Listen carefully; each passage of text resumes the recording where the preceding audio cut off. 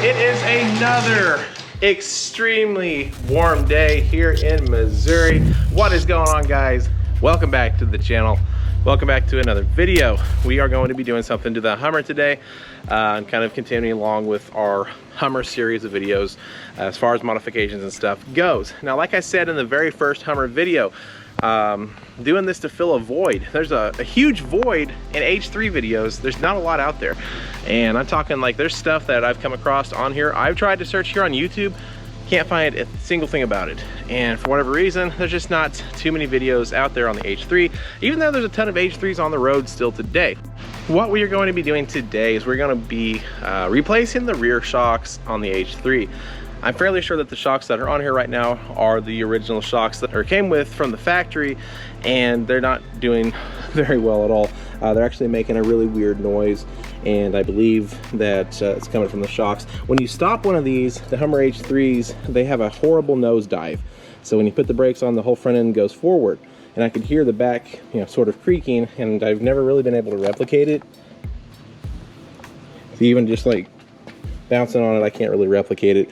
But like I said, these are the original black shocks that come from the factory, and we're gonna get those off. I'm sure they're worn out. I'm sure the front ones are worn out as well, and we're just gonna start replacing stuff as it goes along. Now, I'm typically a fan of Bilstein shocks. I've got the Bilstein 5100 series shocks on my truck, but they are a little bit on the pricey side, so we actually ordered something different. And typically I wouldn't do this, but I've heard and read pretty good things about these new shocks, and I figured why not just give them a shot. For $100 you get a pair of two, and they are the new Rough Country N3 shocks.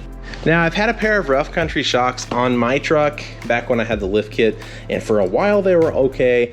Then it just kind of got to where they started riding really rough. I don't even think that they were the 2.0s. I think they were their original Rough Country shocks, but these are the N3s.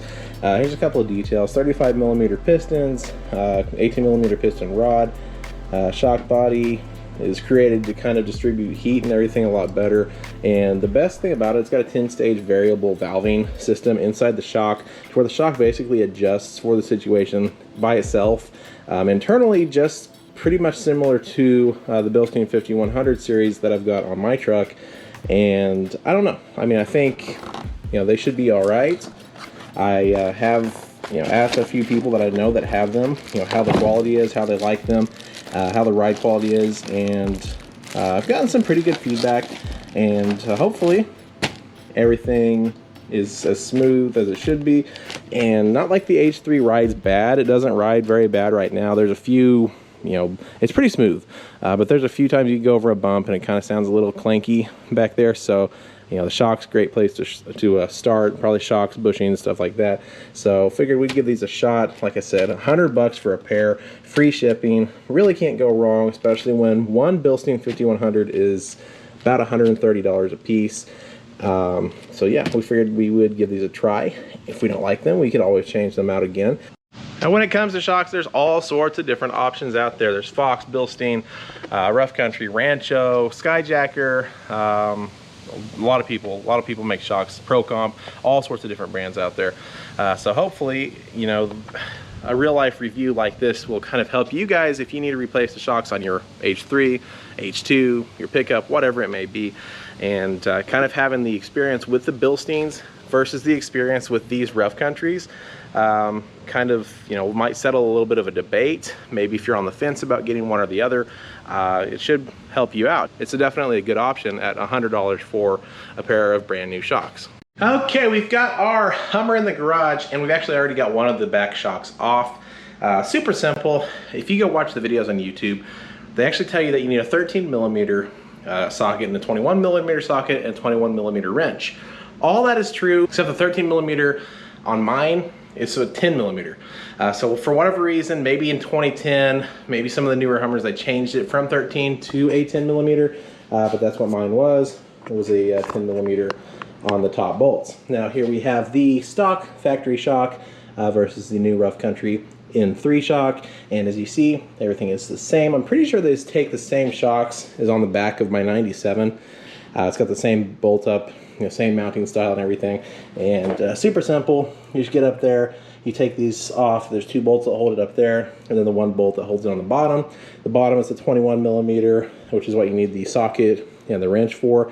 I just stuck a socket on my impact, put the wrench on the other end, zapped it out, and super simple to do. Really, really easy process. Now, for those of you guys who may not know too much about what you're doing as far as your shocks go, I'll show you what we've got going on. Here we've got the bottom bracket, that's where the shock mounts, and then it goes up to the top bracket right there, and you just bolt them up, 3 bolts, super simple. I've still got the factory shock on this side. We'll do after we put the new shock on the other side. Same process, super easy. The worst part about it is the sway bar gets in the way, so you just have to have the right kind of extension and just kind of the right angle to get up to those top bolts and to get everything off just like it needs to be.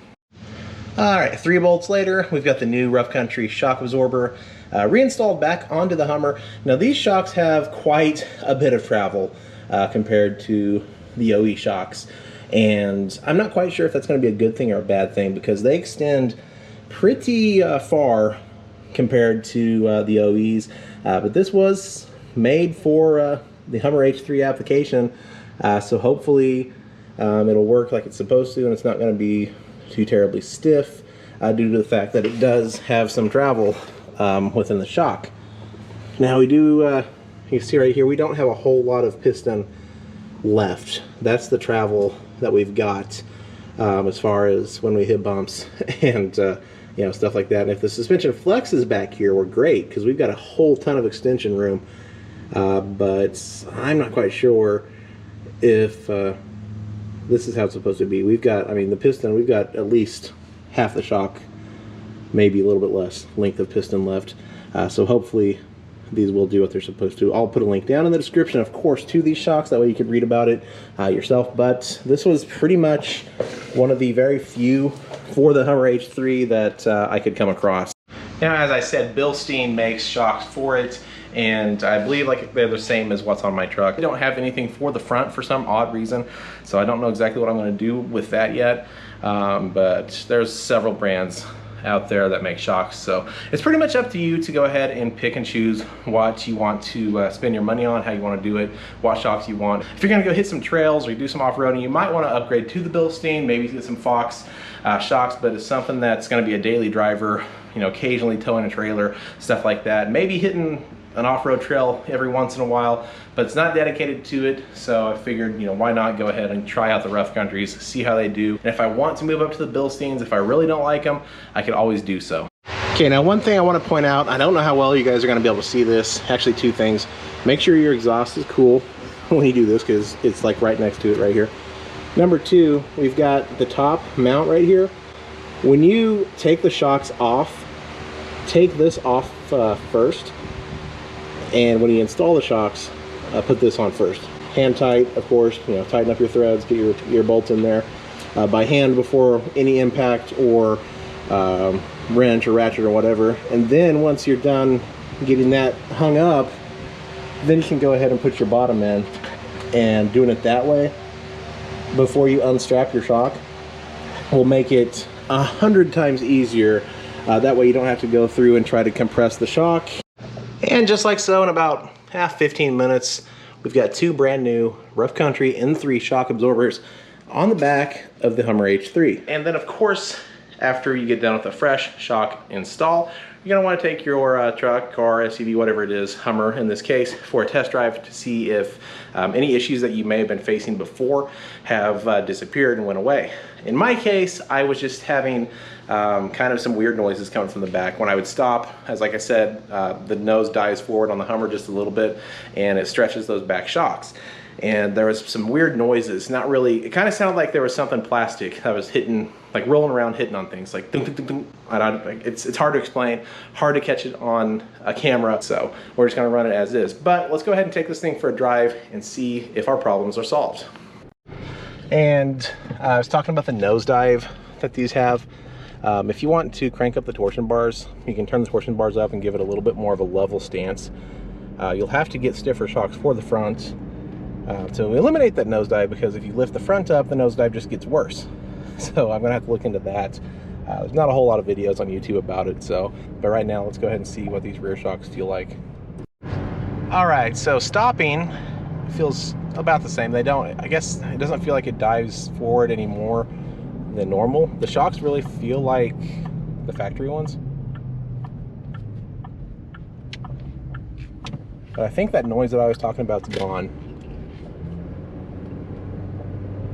All right, I drove it around just a little bit, and honestly the ride quality feels just about the same as the stock shocks. Maybe it's a little bit stiffer in the back, but it feels pretty good. You know, so far right now I have no complaints. Of course, I've only driven it for like 5 minutes down the road, so we'll see when we take it to work tomorrow and see if anything changes from then. But like I said, the main cause of changing out the shocks was to get rid of that noise. I think we might still have to work on the bushings, maybe the leaf spring bushings, something back there just a little bit, I don't know, because there still is a little bit of noise back there. But that little rattling noise or whatever it was that I was hearing before when you stop, I think is gone. Or at least it didn't show up when I was doing my test drive, so that's good. But yeah, that's it. Super simple, easy to do. Like I said, 99 bucks for the pair, free shipping from Rough Country's website. Check them out down below. And I hope you guys enjoyed this video. Hopefully it helped you Hummer owners who need to change your rear shocks. Really don't know what you're getting into. Like I said, super easy to do. It takes about 15-20 minutes, you know, if you're taking your time. Or if you don't know what you're doing, you know, you sap off those 3 bolts. If you have an impact, it's a whole lot easier to do. If you don't, the threads on the 2 bolts on the top, super fine, and the bolt's pretty long, so it will take you a little while to get them out. If you guys enjoyed this video, go down there, click that thumbs up button for me, drop a comment down below. What year and what color is your Hummer H3 if you own one? And that about wraps it up for this video, guys. Thank you so much for watching. Take care, and we will see you in the next video.